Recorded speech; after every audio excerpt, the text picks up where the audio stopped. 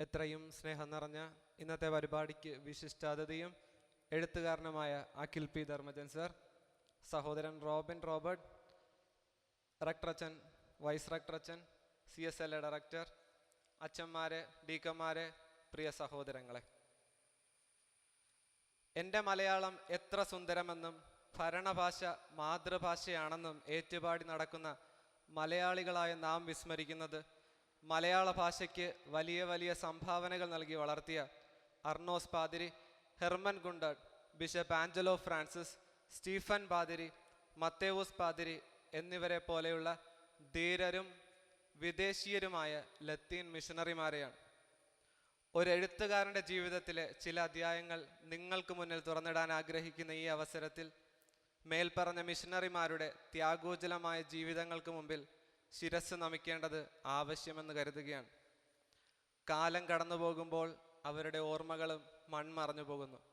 ചിലരതിനെ തങ്ങളുടെ സ്വന്തം താല്പര്യങ്ങൾക്ക് വേണ്ടി ചരിത്രം പോലും മാറ്റി എഴുതുന്നു. ഈ ഒരു നല്ല ദിനത്തിൽ അമ്മ മലയാളത്തിന് നല്ല നല്ല സംഭാവനകൾ നൽകി വളർത്തിയ മഹാമിഷണറിമാരെ ഓർത്തുകൊണ്ട് നമുക്ക് ആരംഭിക്കാം.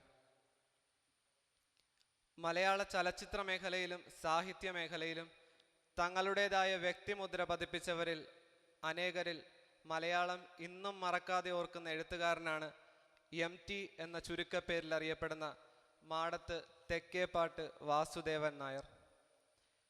ഏകാന്തതയുടെ 100 വർഷങ്ങൾ, ഭാഷാന്തരങ്ങളിലൂടെ ആസ്വാദക പ്രീതിയുടെ നിറകയിലെത്തിയ മാജിക്കൽ റിയലിസത്തിൻ്റെ ഏറ്റവും ആഴത്തിലുള്ള കൃതി.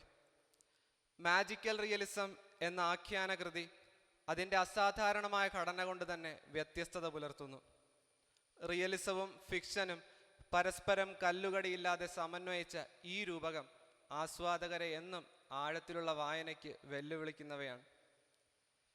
MT വാസുദേവൻ നായരും മാജിക്കൽ റിയലിസവും എങ്ങനെ ബന്ധപ്പെട്ടിരിക്കുന്നെന്ന് ചോദിച്ചാൽ, എഴുതിയ ഒരു കൃതികളിലും ഈ എഴുത്ത് രീതി പ്രകടമായ രീതിയിൽ ഉൾപ്പെട്ടിട്ടില്ലെങ്കിലും MTയിലെ സത്യാന്വേഷി തൻ്റെ കൃതികളിലെ പൊതുവായ സത്യത്തിനായുള്ള പരിശ്രമങ്ങൾക്ക് വിഭിന്നമായ രീതികൾ ഉപയോഗിച്ചിട്ടുണ്ട് എന്ന് വേണം കരുതാൻ. ഏതെങ്കിലും ഒരു കൃതിയിൽ ഈ രീതി പ്രകടമല്ലെങ്കിൽ MT സത്യാന്വേഷണ പരിശ്രമങ്ങൾക്ക് മാജിക്കൽ റിയലിസം എന്ന പേരിട്ട് വിളിക്കുന്നത് ഉചിതമായിരിക്കുമെന്ന് ഞാൻ കരുതുകയാണ്. വായനക്കാരനെ എഴുത്തിൻ്റെ ഒരു വശത്തും പൂർത്തിയാക്കാതെ പടിയിറങ്ങാൻ അനുവദിക്കാതെ MT ചിലപ്പോൾ കെട്ടുകഥകളുടെ മായം ചേർത്തും മറ്റു ചിലപ്പോൾ ആത്മകഥാംശത്തിൻ്റെ ചിറക് നൽകിയും പടച്ചുവിടുന്ന പല കൃതികളിലും സത്യത്തിനായുള്ള അദ്ദേഹത്തിൻ്റെ ത്വര പ്രകടമാകുന്നുണ്ട്. 2-ാം ഊഴം, വടക്കം വീരഗാഥ, മഞ്ഞ്, കർക്കിടകം, 4 കെട്ട് എന്നു തുടങ്ങുന്ന അദ്ദേഹത്തിൻ്റെ രചനാവൈശിഷ്ട്യത്തിൻ്റെ ഭൂമികയിലെ ഏറിയ കൂറും എല്ലാ കൃതികളിലും MT തൻ്റെ സത്യാന്വേഷണ അഭിനിവേശത്തെ ഒളിച്ചും തെളിച്ചും മലയാളികൾക്ക് മുമ്പിൽ കാണിച്ചു തരുന്നുണ്ട്. 2-ാം ഊഴം, വടക്കം വീരഗാഥ എന്ന കൃതികളിൽ കെട്ടുകഥ അഥവാ ഫിക്ഷൻ രീതിയിലാണ് സത്യത്തിൻ്റെ സാധ്യതകളെ അദ്ദേഹം നമുക്ക് മുന്നിൽ തുറന്നു കാണിക്കുന്നതെങ്കിൽ 4 കെട്ടിലും കർക്കിടകത്തിലും യാഥാർത്ഥ്യത്തിൻ്റെ തനിമ ചോരാതെയാണ് അദ്ദേഹം സത്യത്തിൻ്റെ സാധ്യതകളെ നമുക്ക് മുന്നിൽ തുറന്നു കാണിക്കുന്നത്. മഞ്ഞ് ഒരു കാൽപ്പനികത കലർന്ന റിയലിസ്റ്റ് കഥയാണ്. തന്നിൽ തിങ്ങി നിൽക്കുന്ന പ്രതിഭാവൈശിഷ്ട്യത്തിൻ്റെ ശോഭയ്ക്ക് ഒരു കോട്ടവും തട്ടാത്ത വിധത്തിലാണ് എഴുത്തിൻ്റെ വിവിധ രീതിശാസ്ത്രങ്ങളെ മലയാളത്തിൻ്റെ പെരുന്തച്ഛൻ ഓരോ പ്രാവശ്യവും നമുക്ക് മുന്നിൽ അവതരിപ്പിക്കുന്നത്. എന്തുകൊണ്ട് MTയിലെ സത്യാന്വേഷണം ഒരു ചോദ്യമാകുന്നെന്ന് ചോദിച്ചാൽ, ഒരു കള്ളം പലകുറി ആവർത്തിച്ച് അതിനെ സത്യമാക്കി മാറ്റുന്ന ഈ സത്യാനന്തര കാലഘട്ടത്തിൽ MTയെ പോലുള്ളവർക്ക് പ്രസക്തി ഏറുകയാണ്.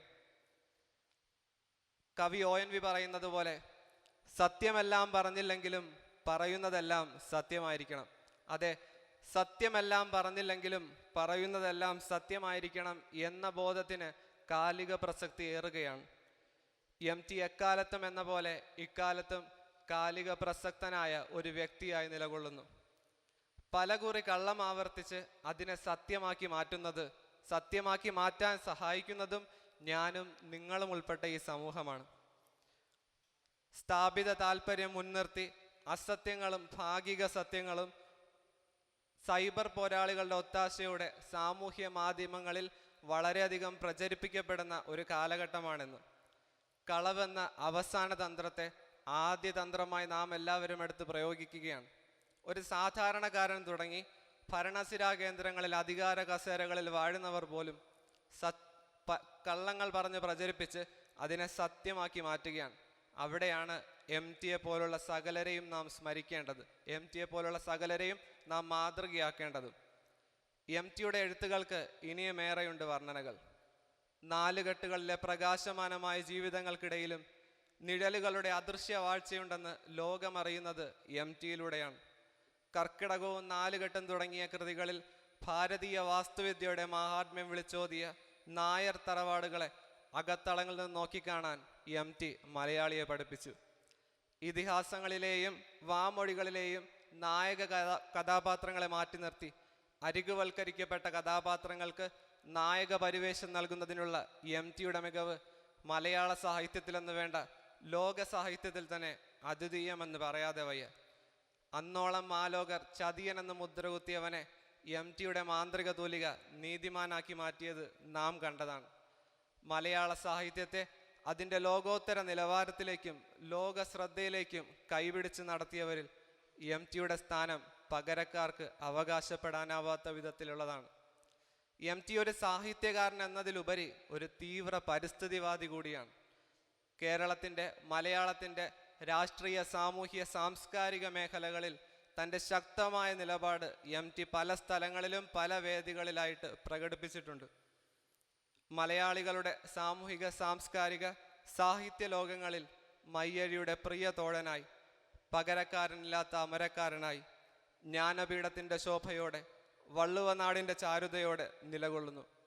MTയുടെ ചന്തുവിനെ കവി വാഴ്ത്തുന്ന പോലെ മാനത്തുനിന്നെങ്ങാനും വന്നതാണോ എന്ന ചോദ്യം അങ്ങയോടും ലോകം ആദരപൂർവ്വം ആരായുന്നു.